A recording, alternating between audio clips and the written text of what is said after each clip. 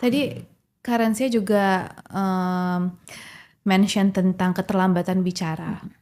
Itu juga hal yang ingin aku tanyakan banget. Menurut Karensia, apa sih kesalahan orang tua tuh yang membuat anak-anaknya jadi memiliki keterlambatan bicara atau speech delay? Biasanya anak terlambat bicara karena orang tuanya suka berlambat-lambat.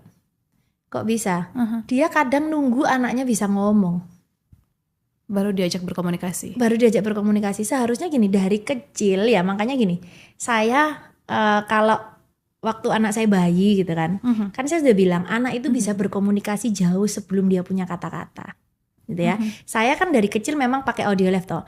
Waktu misalnya gantiin popoknya kita ngobrol sama dia. Tapi gini, kalau kita ngomong sama anak jangan pakai bahasa ritme bicara orang dewasa kayak gini. Nah, ayo kita ganti popok. Enggak, kita bilang, "Nak, ini waktunya ganti popok." Jadi gini, ucapan kita dipelanin supaya anaknya bisa ngelihat mulutnya gimana. Itu penting, makanya kalau ke terapi bicara misalnya ya, kalau ngajarin anak ngomong kan harus lihat mulutnya kan. Ayo perhatikan gitu kan. Mama, kenapa nggak kita ajarin aja dari kecil?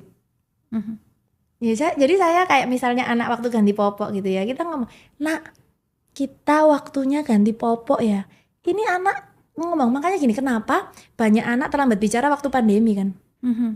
Kenapa? Karena mamanya pakai masker. I see.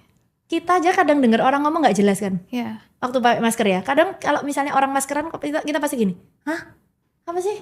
Buka dulu maskernya," gitu kan? Yeah. Sama. Ya mungkin karena itu kondisinya gitu kan. Jadi anak itu nggak bisa ngelihat caranya mengucapkan sesuatu. Okay. Jadi dari kecil gitu ya, kita ajak ngobrol tapi jangan pakai bahasa kita gini. Ini secepat ini jangan. Dipelanin.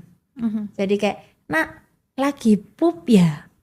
Gitu loh. Ngomongnya itu memang gini, kita harus menyesuaikan bahasa kita dengan dunianya mereka.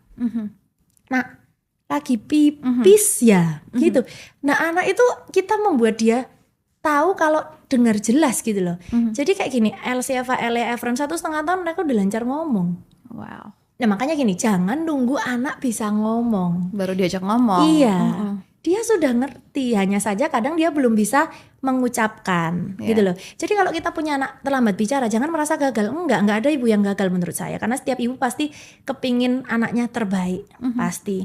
Yang perlu kita lakukan adalah kadang kita tidak tahu caranya. Misalnya gini, banyak orang tua yang bilang ya Niki ya, anak tantrum baru bingung dia. Aduh, anakku tantrum wis nggak bisa diatur, pusing aku gini. Kalau bagi saya, lah kenapa kamu tunggu anak tantrum baru bingung? Harusnya sebelum dia tantrum itu sudah dididik. Contohnya gini, saya dari bayi tidak pernah membiarkan anak saya nangis minta susu dalam arti gini. Kita yang menjadwalkan. Contohnya, waktu bayi biasanya anak minum 1,5 jam sampai 2 jam sekali, bener ya? Ya, kita orang dewasa nggak boleh lupa, jangan tunggu anaknya teriak-teriak nangis baru kita kasih, karena banyak orang tua kan nggak paham ini, nggak paham jadwal. Akhirnya nunggu anaknya teriak-teriak, kita baru kasih susunya. Tunggu anak marah, kita baru datang bikin susu.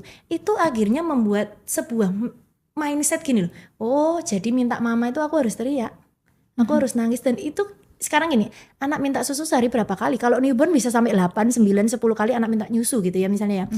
Jangan nunggu dia minta baru kita kasih. Jadi gini, jangan tunggu dia tantrum baru kita tahu apa kebutuhannya. Saya jadwalin 1,5 jam, misalnya dia nggak mau, ya udah nanti tawarin lagi. Jadi anak itu belajar, oh mamaku tahu kebutuhanku, jadi dia nggak perlu marah-marah, dia nggak perlu nangis.